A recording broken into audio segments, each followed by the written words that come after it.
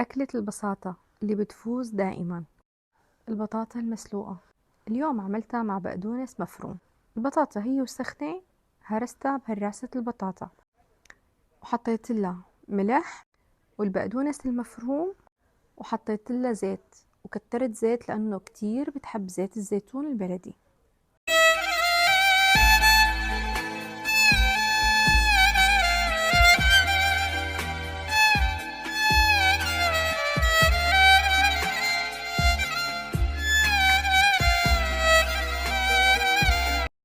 وهيك قدمتها مع خضرة فليفلة جرجير وبندورة وجنبها خبز مشروح.